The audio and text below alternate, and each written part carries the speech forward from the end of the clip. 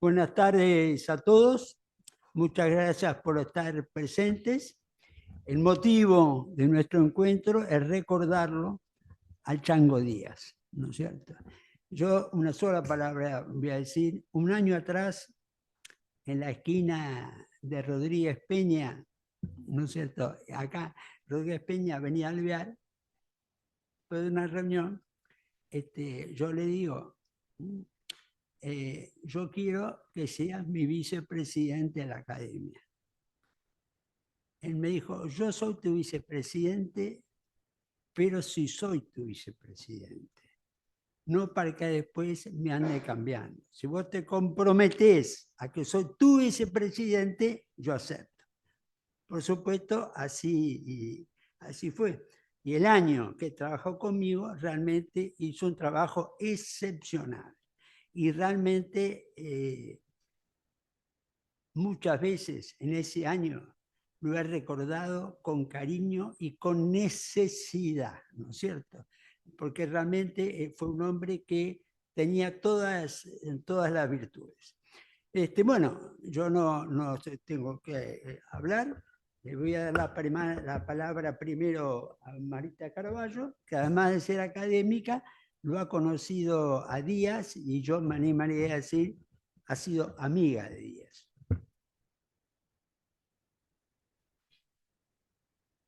Muy buenas tardes a todos. Es una emoción para mí este rol hoy acá. Hay personas que uno conoce y casi de inmediato percibe que está frente a alguien distinto. No necesariamente por lo que dice ni por lo que hace en ese momento, sino porque siente algo especial, una densidad especial, su manera de estar en el mundo. El Chango Díaz era una de esas personas. Rodolfo nació en Mendoza en 1943 y murió en Buenos Aires en 2026. Entre esas dos fechas hay una vida extraordinaria, difícil de encasillar. Fue ministro, constituyente, procurador del Tesoro, profesor, académico, consultor, director, analista. Pero lo más notable no es la enumeración de cargos, que ya de por sí impresiona su currículum, sino la forma en que los ejerció, con una rara combinación de rigor intelectual, sobriedad personal y un profundo sentido de la responsabilidad pública. Mendoza no fue solo su lugar de origen, sino que fue también una forma de mirar el país y el mundo. Él mismo se definía como un provinciano en Buenos Aires, entre amigos. Y esa condición le dio algo muy valioso, una distancia crítica frente al centro del poder de Buenos Aires. No era una postura declamativa, sino una forma concreta de pensar, menos influida por la inercia de la política nacional, más abierta a observar los procesos desde alguna manera desde afuera. Esa perspectiva lo acompañó siempre, incluso cuando le tocó actuar en el corazón mismo del Estado. En los años 90, en uno de los periodos más intensos y transformadores de la historia argentina reciente, ocupó responsabilidades centrales en el gobierno nacional. Fue secretario y luego ministro de Trabajo y Seguridad Social, participó activamente en procesos de reforma, condujo estrategias de política relevantes y más tarde se desempeñó como procurador del Tesoro de la Nación. Pero incluso en esos contextos de alta exigencia, nunca perdió algo que lo distinguía: la convicción de que la acción pública debía estar respaldada por ideas, por reflexión, por comprensión profunda de los fenómenos. No era un hombre de decisiones impulsivas ni de consignas fáciles. Era antes que nada alguien que pensaba y que pensaba mucho. Esa misma vocación encontró en la Academia Nacional de Ciencias Morales y Políticas, su ámbito más pleno de expresión académica. Desde su incorporación en 2007 y a lo largo de los años de trabajo sostenido, desarrolló aquí una obra coherente, rigurosa y conceptualmente ambiciosa, que constituye uno de sus legados más importantes. Realizó 16 contribuciones a los anales de la Academia. Uno de los rasgos más distintivos de su obra es su orientación hacia lo que podríamos llamar una comprensión realista de las instituciones. El Chango Díaz no se conformaba con el análisis jurídico tradicional centrado en normas y principios en abstracto. Su preocupación era entender cómo funcionan efectivamente las instituciones en la práctica. En ese sentido, trabajó sobre lo que él concebía como una teoría constitucional positiva, un enfoque que busca analizar el derecho constitucional no solo desde el deber ser, sino también desde los incentivos, los comportamientos y los resultados concretos que producen las reglas. Este desplazamiento no es menor. Supone pasar de una mirada normativa a una analítica, de la descripción de ideales a la comprensión de mecanismos. Y en ese camino, Rodolfo Díaz fue pionero en incorporar al debate argentino herramientas provenientes del análisis económico del derecho y de la teoría de la elección racional. No lo hizo como una importación acrítica, sino como un esfuerzo por enriquecer el pensamiento local. Sus trabajos exploran, por ejemplo, cómo los actores políticos responden a incentivos, cómo las reglas institucionales moldean comportamientos y bajo qué condiciones determinadas configuraciones institucionales producen ciertos resultados. Gracias a este enfoque, pudo abordar con particular originalidad temas centrales del sistema político argentino: el funcionamiento de los partidos, las lógicas del populismo, las dinámicas de las reformas institucionales. En todos los casos, su preocupación, además de describir, era fundamentalmente explicar. Otro eje importante de su producción fue el análisis de las transformaciones del Estado argentino. Sus reflexiones sobre las reformas de los años 90, sobre la regulación laboral o sobre las políticas de infraestructura muestran una constante: la necesidad de evaluar las políticas públicas a partir de los criterios de eficiencia, equidad y sostenibilidad institucional. En ese sentido, su pensamiento articula de manera particularmente fecunda el derecho, la economía y la gestión pública. No hay en él compartimentos estancos, sino una visión integrada de los problemas. También dedicó una atención sostenida a cuestiones estructurales del orden constitucional: la independencia del Poder Judicial, las garantías constitucionales, los procesos de reforma, en particular el caso de Mendoza, dan cuenta de una reflexión informada tanto por la experiencia directa como por el análisis crítico. A esto se suma su interés por las grandes tradiciones del pensamiento político y jurídico. En sus trabajos dialoga con muchos autores y corrientes, desde la necesidad de encontrar herramientas para pensar el presente. Incluso en sus textos más recientes, esta vocación se proyecta hacia una reflexión sobre el rol de las academias nacionales como espacios de producción de conocimiento y orientación de la vida pública. Pero si todo esto define de alguna manera el intelectual, hay otra dimensión que completa su figura. Quienes lo conocieron de cerca recuerdan algo que hoy resulta casi excepcional: su capacidad de escucha. El Chango era un hombre más bien introvertido, que hablaba poco, pero cuando lo hacía con precisión y sentido. Nunca imponía su voz, pero la hacía valer. Y estaba genuinamente dispuesto a entender la posición del otro, aun cuando fuera muchas veces distinta de la propia. Esa apertura no era superficial.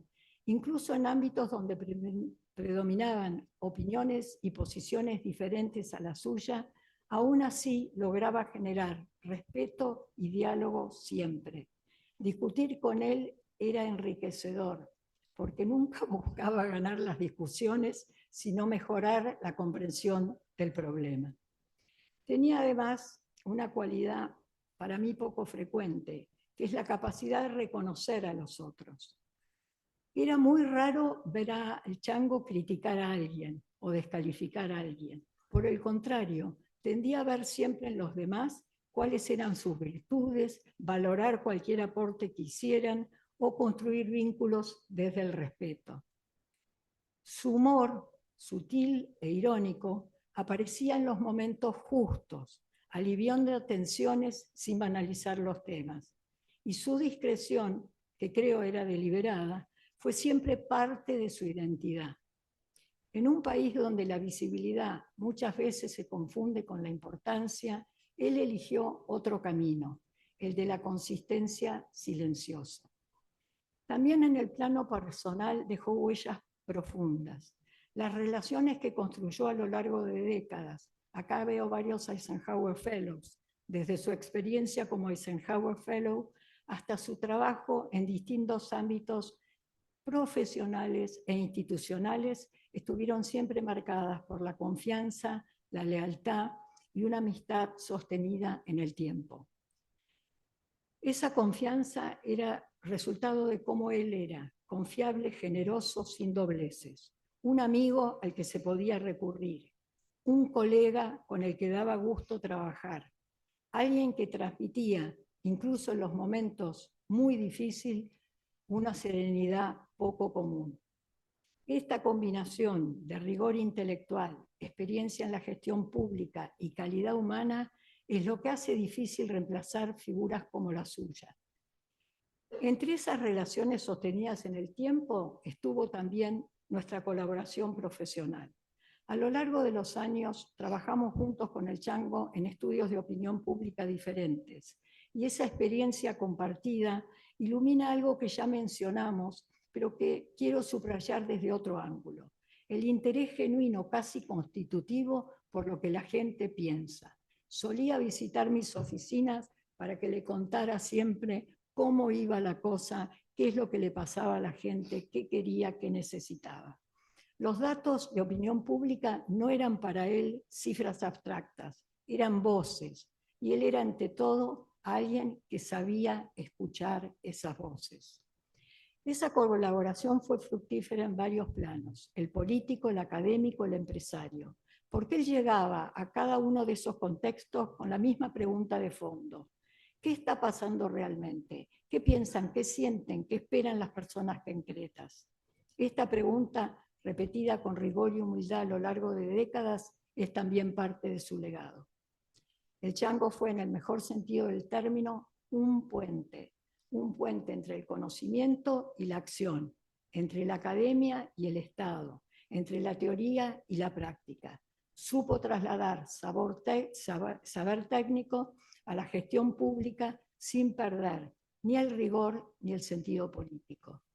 Deja una obra escrita importante, una trayectoria pública honesta, deja aportes concretos a la vida institucional del país, pero sobre todo también deja un estilo, una manera de pensar rigurosa, interdisciplinaria, sin concesiones a la simplificación, una manera de actuar responsable, serena, sin estridencias, una manera de vincularse abierta, respetuosa, generosa.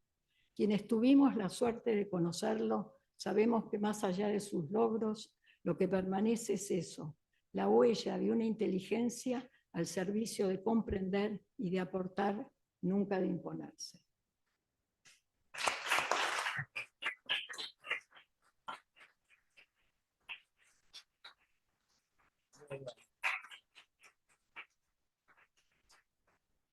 Bueno, ahora hablará el doctor García Lema, quien aparte de ser un gran amigo ¿cierto? Del Chango, ha trabajado con él en diversos campos y diversas etapas de su vida política.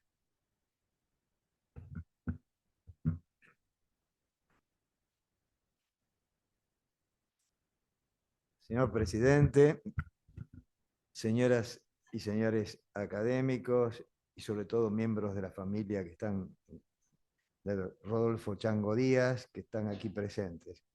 Después de la magnífica exposición que ha hecho la doctora Marita Carballo, es muy difícil hacer uso en segundo término de la palabra, porque ha cubierto gran parte de los campos y de las cosas que yo había preparado para decir. Por lo tanto,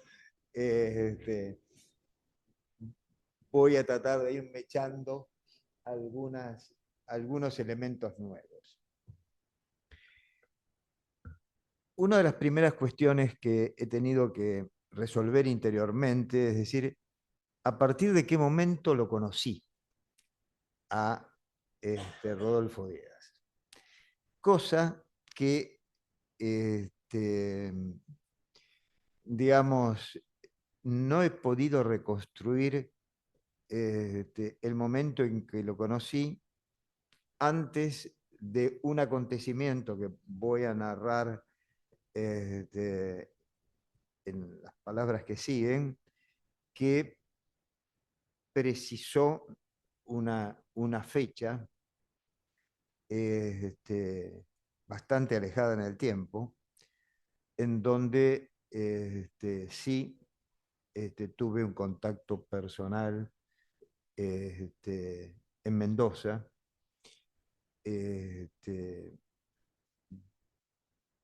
hacia los años 60. Por eso investigué un poco qué había hablado él de sí mismo en algún reportaje o entrevista que pudiese ser tomada como seria, y la encontré en una entrevista que le hizo Umberto Cucchetti, que es una persona que por otra parte él me presentó a mí porque trabajaba en las personas que habían tenido actividad en las décadas del 90, pero que en realidad en esa entrevista de Umberto Guccetti, que además de ser un sociólogo, investigador del CONICET, una persona muy seria, es además, tiene título y doctorado en la Universidad de París, de modo tal de que es un biógrafo no precisamente un biógrafo, pero sí una persona que sabía cómo entrevistar a una persona como Rodolfo. En un extenso diálogo que tuvieron, que no sé si la tuvieron en una sola oportunidad o en varias, voy a mechar entonces esos elementos que creo que le pueden dar un poco más de, digamos, perspectiva a la vida de Rodolfo. La primera de ellas es que él considera que fue un colegio secundario bueno. Aquí voy a utilizar, en esta versión escrita que después voy a dejar para la academia, voy a utilizar bastante comillas, que son palabras del propio Rodolfo, refiriéndose al liceo militar, y luego explicando de que hizo estudios terciarios en la Universidad de Córdoba, en donde sufrió una enfermedad que interrumpió su carrera, y ya recuperado la prosiguió en la Universidad de Mendoza, donde se recibió de abogado. Y aquí viene un primer detalle de algo que tenemos en común, que es que se considera que realizó un activismo universitario muy básico, una cosa prepolítica, en los años 1962 y 1963, que para esos años yo hacía lo propio en el Movimiento Humanista de Derecho y en la Liga Humanista. Entonces, es el primer paralelismo que empiezo a encontrar. Y refiriéndose a esos años, dice Díaz, que esos comienzos estuvieron muy ligados al proceso de desarrollo del Concilio Vaticano II. No se puede entender mi generación sin eso. No hay ningún fenómeno actual que tenga o haya tenido el impacto en los universitarios sudamericanos que tuvo el concilio. Comparto plenamente esa afirmación y su consecuencia política, la importancia que tuvo entonces la democracia cristiana, que desembocó en la fórmula presidencial de Raúl Matera y Horacio Sueldo, que fue entendida por mucha gente un modo de abrir el cauce democrático al peronismo proscripto, pero que fue frustrado por el propio Perón. Esos inicios de la vida política universitaria concluyen en 1966, cuando se recibe de abogado. Como Rodolfo Díaz lo dijera, algunos de mis amigos empezaron a acercarse a los sindicatos como abogados laboralistas, y yo también lo hice. Aunque él lo encara como un medio económico porque aclara que su campo fue el derecho político y constitucional. Así afirmó: establecimos una relación muy importante con la dirigencia sindical. A mí me determinó la vida, la profesión, la política y hasta la familia, porque yo la conocí a mi mujer por eso. La interacción con el sindicalismo definió mi formación política y mi modo de entender el peronismo. Bueno, paso por alto un conjunto de detalles, y sobre todo para abreviar, relativos a la época de los comienzos de los gobiernos justicialistas de la década del 70, en donde fue elegido gobernador Martínez Vaca. Entre comillas, hay una suerte de crítica de Rodolfo en ese sentido, porque dice: impulsado por uno de los sectores radicalizados, lo que abre un periodo turbulento, bastante estudiado por la política mendocina. Yo acá agregué algunos artículos sobre el tema. Mientras el sindicalismo se hace fuerte en la legislatura alrededor del vicegobernador, que era su presidente, y Díaz pasa a ser secretario legislativo, el principal funcionario no electivo. Eso es una cosa muy importante, porque él también acota que buena parte de su trayectoria ha sido en el ejercicio de funciones para las que fue designado, excepto en algunos casos, especialmente en la elección de convencionales constituyentes, en donde fue electo por elección popular.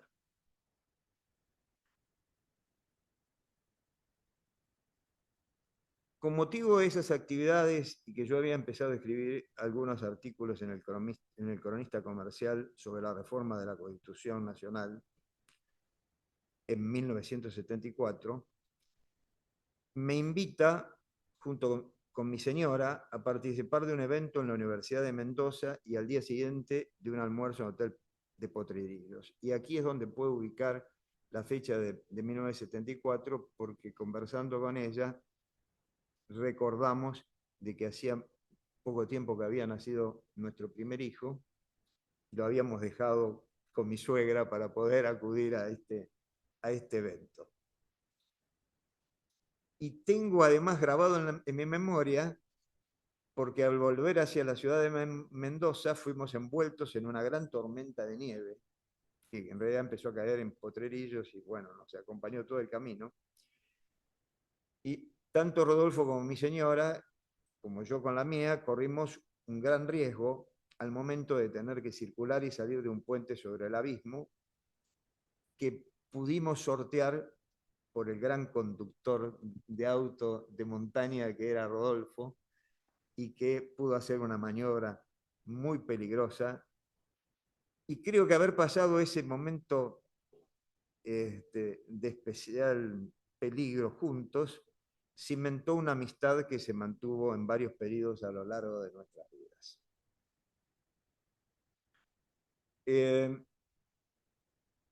Retomando este relato, digamos, se menciona en esa entrevista el proceso de juicio político que siguió con la destitución como gobernador de Martínez Vaca y la intervención federal de la provincia por Antonio Cafiero, y Rodolfo primero se fue a trabajar a la universidad y como abogado de la CGT, e incluso corrió un peligro político concreto porque fue objeto de una persecución por una camioneta de la AAA. Así que, digamos, ya empezó a vivir los peligros políticos en carne propia. Llegó a ser, recibió la protección del gobierno y eso fue, digamos, superado. Es importante el rescate que hace Rodolfo en esa entrevista de la figura del doctor Ángel Federico Robledo, que fue una figura muy especial porque ocupó cargos en los gobiernos justicialistas de la década del 70 y también estuvo cerca de Alfonsín en el retorno de la democracia. Y respecto de Robledo dice, yo tenía con él una relación de entonces muy cercana, lo acompañé en el Consejo del Partido y fui testigo de los intentos que se hicieron para evitar el golpe militar. Luego de un largo interregno ajeno a la actividad política, Rodolfo Díaz vuelve a retomarla en 1981 y 1982, según recuerda, recorriendo ese año el país entero, de Jujuy a Río Gallegos. Díaz se atribuye al doctor Robledo ser intelectualmente el embrión genético de la renovación peronista, de la idea de un partido democrático y moderno. Y en 1983 participa en la redacción de un libro colectivo que se llama Pensando para el País, editado por Corregidor.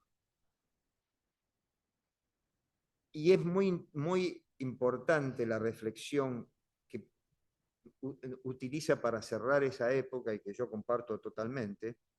Dice, en la interna de 1983 llevamos a Robledo como candidato a presidente contra Ítalo Luder, apoyados por las fuerzas tradicionales del peronismo.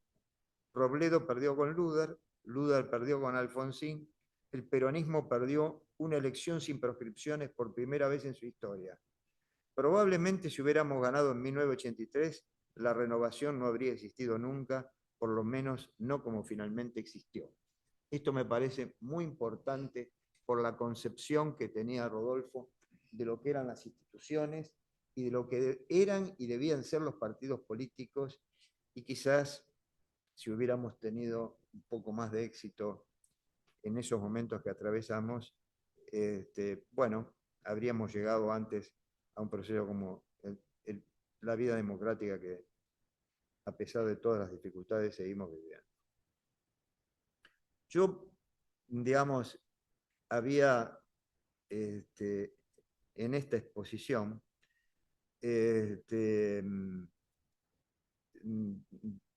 digamos, destinada a unas palabras que ya han sido adelantadas por la doctora Marita Carballo respecto de que el año 1985 en realidad ya llegó a ser profesor titular de Derecho Político en la Universidad de Cuyo, tuvo la beca Eisenhower, a la que acabas de mencionar, para cumplir con un doble objetivo: estudiar una experiencia específica de propiedad accionaria de los trabajadores, la ESOPS, utilizando la sigla inglesa, y el rechazo del politólogo se refería a Samuel Huntington, de Harvard, por la National Academy of Sciences, tema de su doctorado en Cuyo. El primero de esos estudios le permitió diseñar un programa equivalente que se incluyó en la Ley de Reforma del Estado en la presidencia de Carlos Menem. Es decir, es el autor ideológico de la propiedad participada de las privatizaciones realizadas en la década de los 90 en la presidencia de Carlos Menem. Y con respecto al segundo objetivo, eso le permitió también conocer a otras personas que hicieron unas visitas importantes en la Argentina, como Robert Dahl, que estuvo cerca del Consejo para la Consolidación de la Democracia, hasta donde yo recuerdo, y Giovanni Sartori. Bueno, fue ministro de Trabajo sucediendo a Jorge Triaca en enero del 91, en el mismo mes y año en que yo fui designado procurador del Tesoro, de modo tal de que a partir de ese momento, cuando Menem renueva su gabinete incorporando hombres vinculados con Antonio Cafiero, se intensificó mucho mi relación con Rodolfo Díaz.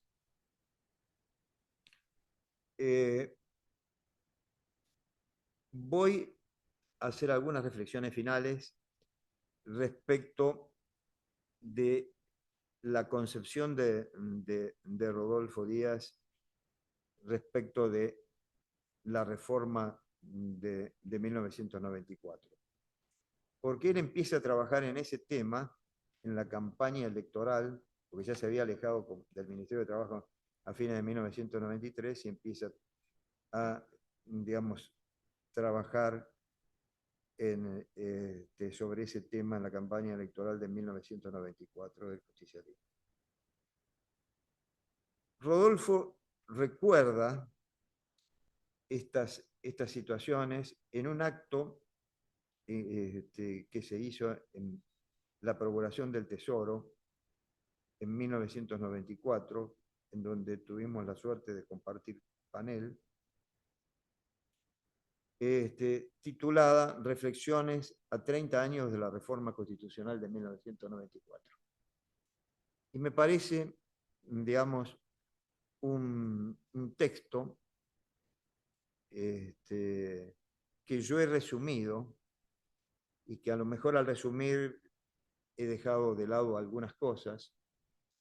Esa pulcritud que tenía Rodolfo, a la que también se refirió recién Marita Carballo, es muy interesante porque estaba acostumbrado a puntualizar los principales párrafos, ¿no? 1, 2, 3, en forma muy prolija.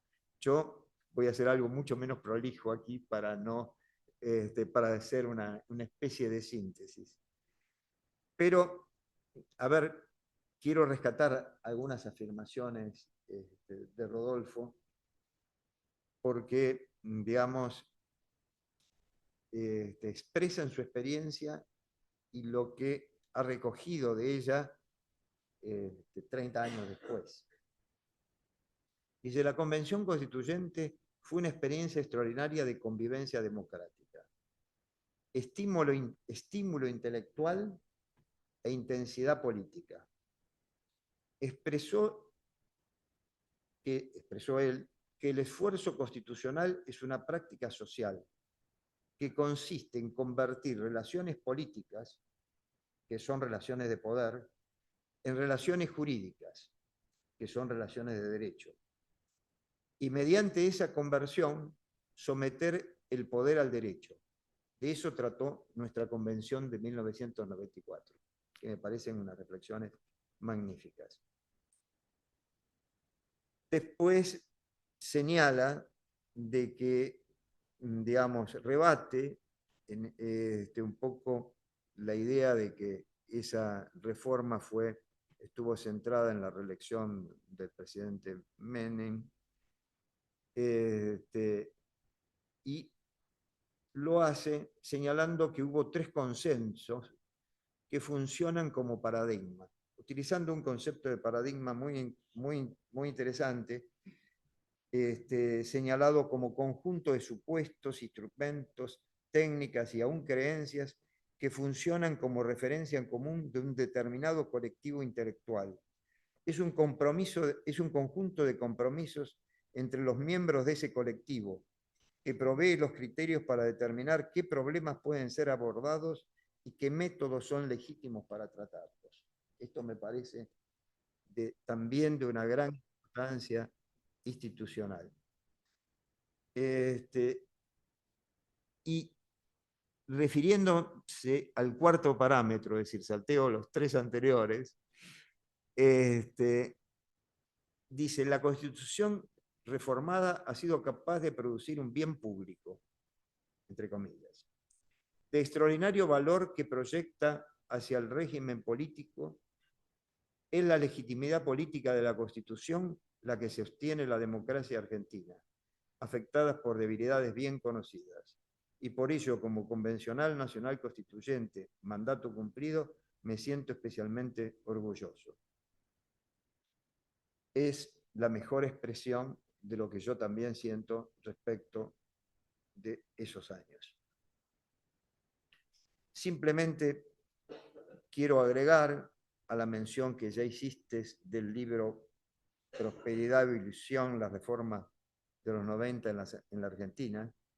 Está prologado por Roberto Alemann y el párrafo final del prólogo de Roberto Alemann es interesante también, porque dice, la investigación de Díaz arroja mucha luz sobre las reformas de los años 90, que acabaron con el capitalismo asistido. Atrajeron ingentes inversiones directas a riesgo, recapitalizaron la economía, en especial su infraestructura, degradada por la alta inflación anterior. Así se sentaron las bases para futuras reformas que corrijan las falencias fiscales y permitan financiar la asistencia a quienes sufren la exclusión de los mercados, como ocurre en todos los países capitalistas modernos. Estas son palabras de Alemann con las que prologa este libro. Es un libro magnífico para analizar el panorama general de las reformas, y no voy a ingresar en el tema de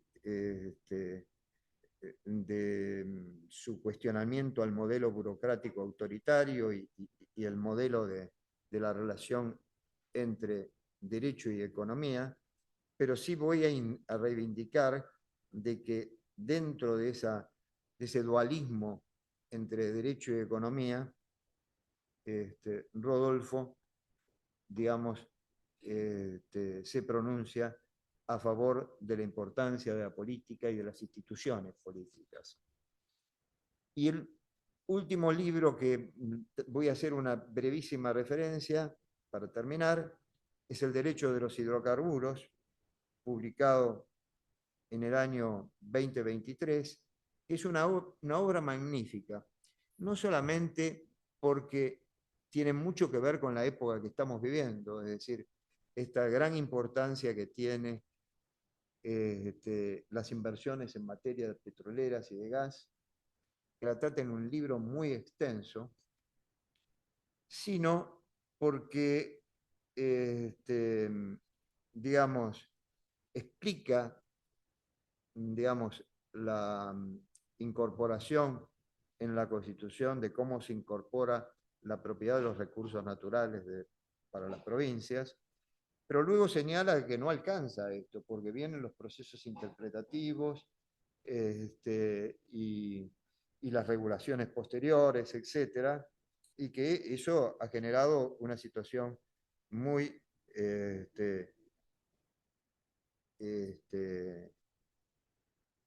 extensa, como es extenso su libro, que para mí es de lectura obligada para todos los especialistas en esta materia. Para concluir este último punto de mi recuerdo de Rodolfo Díaz, cabe señalar que este libro sobre los hidrocarburos es para mí la mejor demostración del alto vuelo académico, también político y empresarial, que poseía mi querido amigo en su especialidad constitucional y administrativa, enlazada con la compleja interacción con lo económico y social, que resulta muy demostrativa de su interés y lucha por el bienestar de nuestro país, es decir, en definitiva, del bien común, que es uno de los más altos valores que defiende esta academia. Nada más y muchas gracias.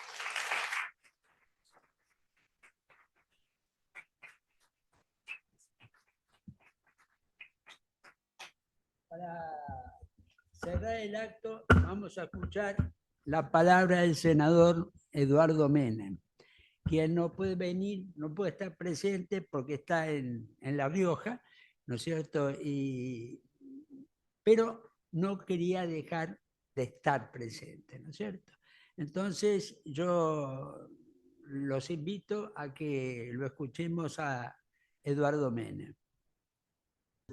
Bueno, decía que agradecía a los integrantes de las autoridades de esta prestigiosa academia por haberme conferido el honor de decir unas palabras recordatorias de el doctor Rodolfo Díaz, que realmente merece todo nuestro reconocimiento. Hay distinciones que son, digamos, que generan cierta tristeza como esta. No hubiera querido tener que estar ahora hablando de la muerte de un prestigioso académico, amigo, compañero, como el Chango Díaz. Conocí personalmente al Chango Díaz en las internas del justicialismo del año 86, 87, para determinar quién iba a representar al justicialismo en las elecciones para elegir el candidato a presidente en las elecciones de 1983. Con él teníamos muchos diálogos. Él estaba dentro del grupo del doctor Antonio Cafiero. Yo estaba, desde luego, con Carlos Mena. Y teníamos, pese a que estábamos en bandos o en sectores distintos, teníamos un diálogo muy, muy fluido. Era muy fácil dialogar con el Chango Díaz. Teníamos conceptos comunes. La política la política entendida como un acto de consenso,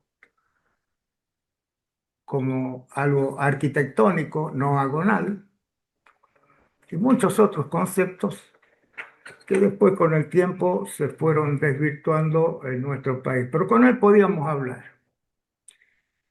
Y cuando se logró un acuerdo con el doctor Cafiero, el Chango Díaz fue uno de los que mi hermano tuvo en cuenta, porque él lo conoce, lo conoció por supuesto, y yo le hablaba mucho de él, para ocupar los cargos que tenía que designar como presidente de la nación. Y así fue que Rodolfo Díaz fue designado en primer término como ministro de Trabajo. Como me decía el Chango, mirá, dice, me han hecho un presente griego, porque con estas transformaciones, con los cambios, con las reformas, como se sabe, hubo siempre ciertas oposiciones de parte de los sectores gremiales y había había que explicar muy bien lo que se quería hacer, que no era para perjudicar a nadie.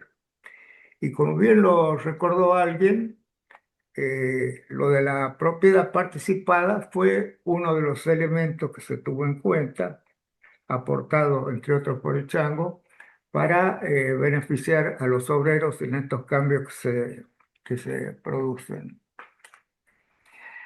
Después del Ministerio de Trabajo, que desempeñó con toda corrección, lealtad, cuando se hicieron algunos cambios, se decidió nombrarlo procurador del Tesoro de la Nación, cargo que, al igual que el anterior, desempeñó con mucha probidad y con mucha equidad, con mucha eficacia. Acá se nombraron algunos de los trabajos que hizo el Chango Díaz en su actividad intelectual. Voy a nombrar algunos nomás: profesor titular de Derecho Político de la Universidad Nacional de Cuyo, director de Ciencias Jurídicas y profesor titular de Derecho Constitucional de la misma casa de estudios. Dirigió la maestría de Administración Pública de la Universidad de El Salvador y maestría en Análisis Económico del Derecho de la Universidad del Congreso.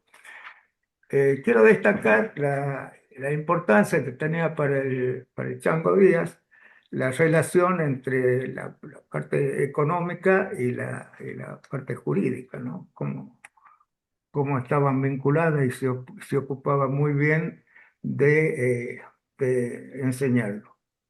Dirigió la maestría de Administración Pública de la Universidad de El Salvador y maestría en Análisis Económico del Derecho de la Universidad del Congreso.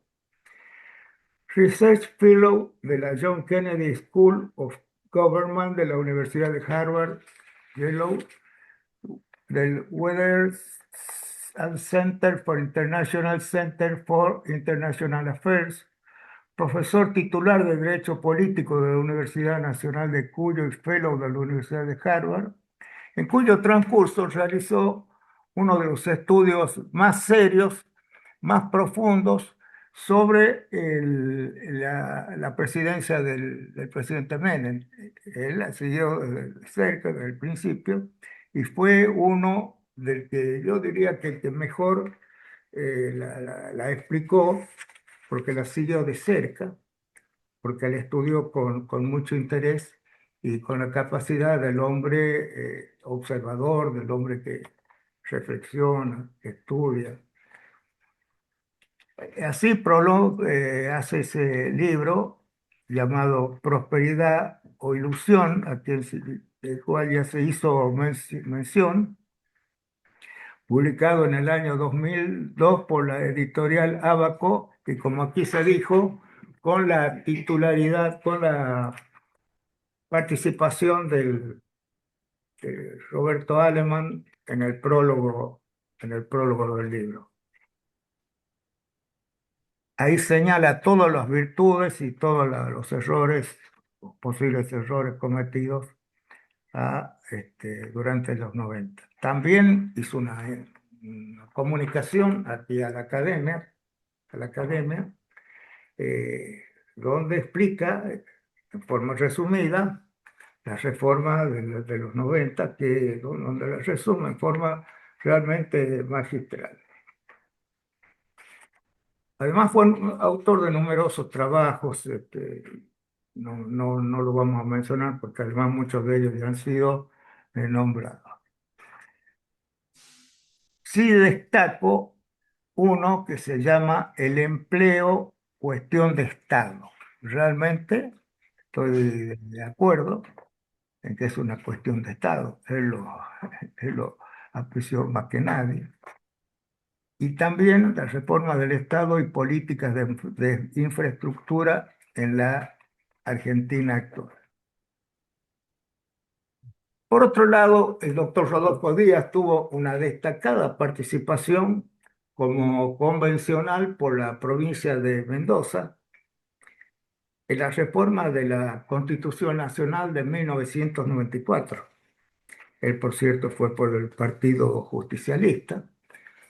Y realmente ahí destacó muchos de sus valores, su prudencia, su tranquilidad para estudiar los temas sin ningún apresuramiento.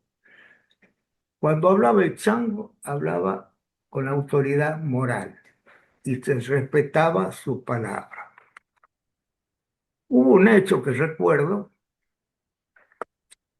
que lo revela de cuerpo entero. En el discurso que dijo el presidente Menem al inaugurarse la Convención Constituyente en Entre Ríos, en Paraná, en el año 1994, en el discurso del presidente habló de las relaciones entre el poder y el derecho, ¿no?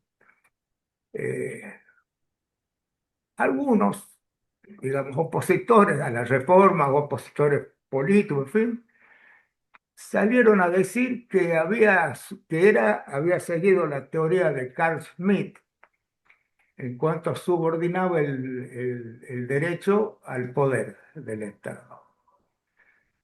Chango Díaz los escuchó a todos al último dio la palabra, y que se habían inspirado en Carl Smith y otros autores.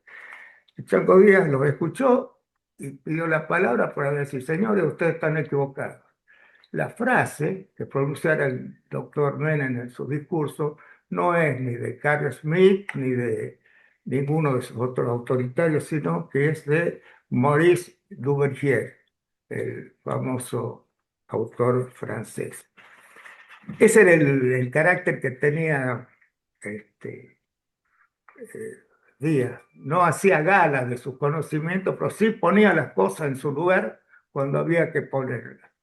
El derecho, elemento del poder, la relación entre el derecho y poder, no era subordinar el derecho al poder, sino al contrario.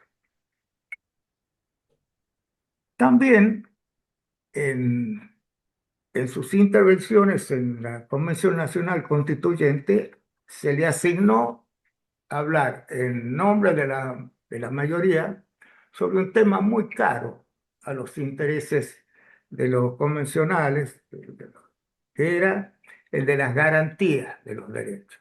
Las garantías establecidas en el artículo 43, el habeas corpus, el habeas data, también el secreto de las fuentes de información periodística. El Chango era un humanista, por eso decidió darle un toque humanista a lo que él iba a decir sobre esa forma en que la Constitución respetaba al ser humano. Porque además se refería a un tema fundamental, que era el de las garantías constitucionales. Porque siempre hemos sabido que por más que se hagan proclamas de derechos, si no hay garantías para su efectivización no sirven para nada.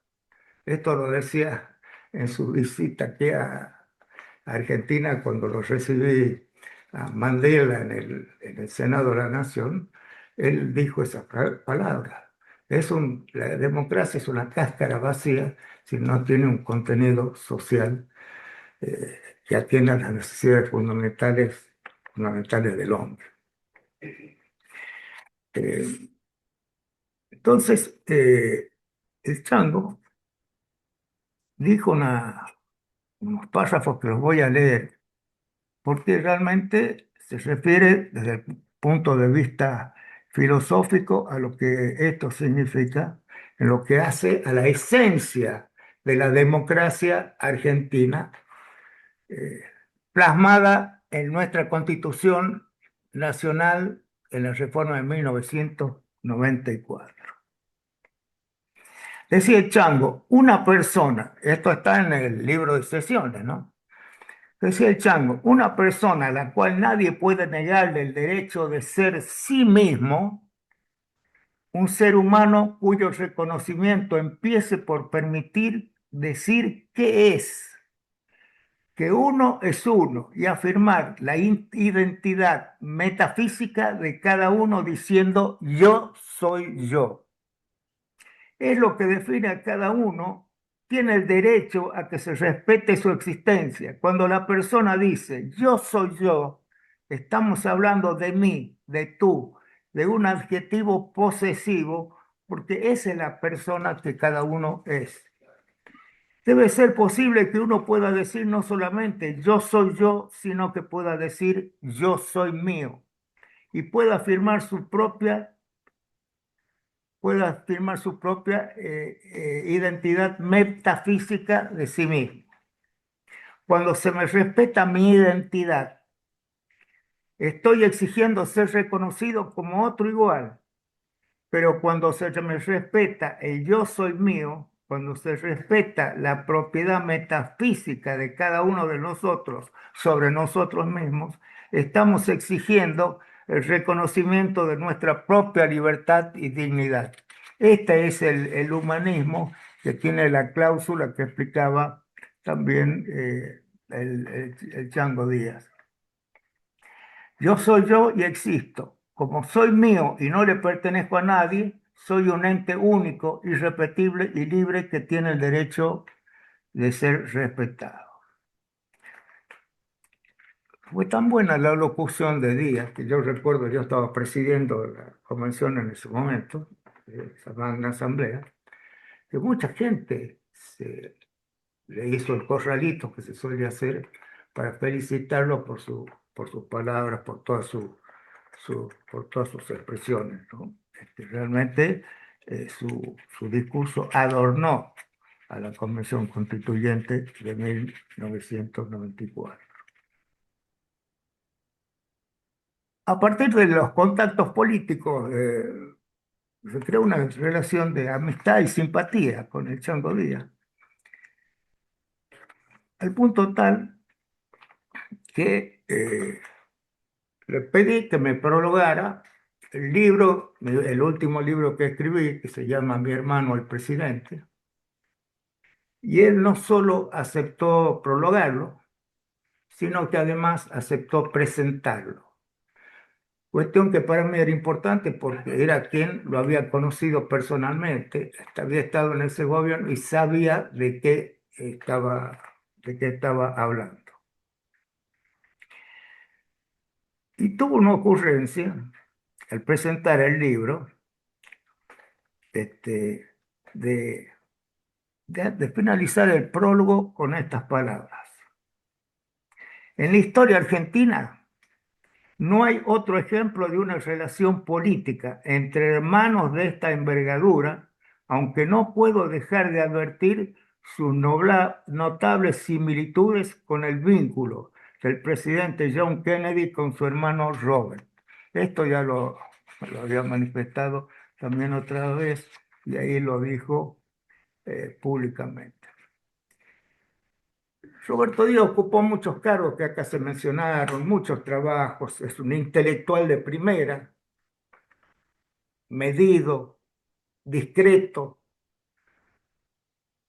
ejerciendo una suerte de democracia popular, humildad popular, que hace a la verdadera democracia. Una persona discreta, amable, prolijo en sus actuaciones, medido y prudente en su juicio y sumamente respetuoso con las personas.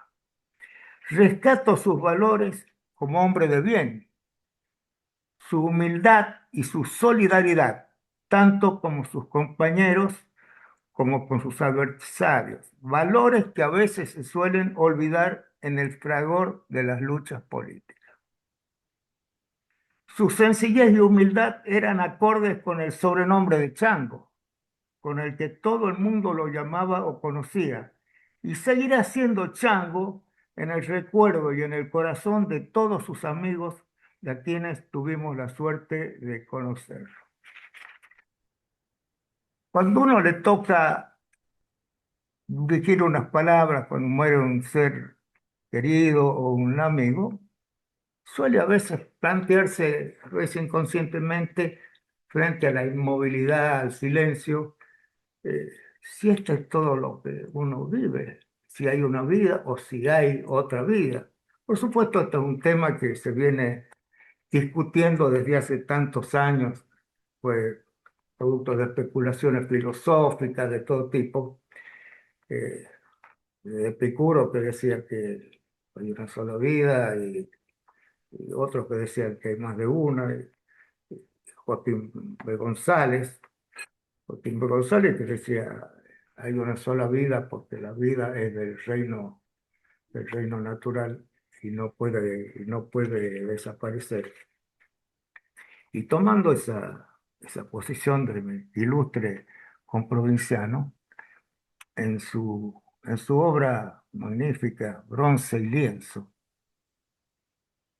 puedo aventurar que nuestro amigo el Chango Díaz debe estar en esa otra vida, compartiéndola con otros espíritus de su estatura, dando cátedra sobre el significado y proyección de esa nueva vida. Que en paz descanse. Muchas gracias.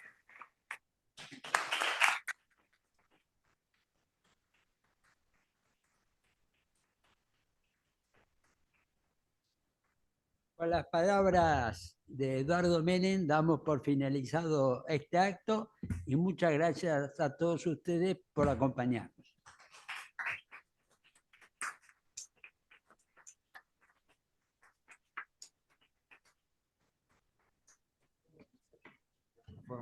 Salió muy bien, ¿eh?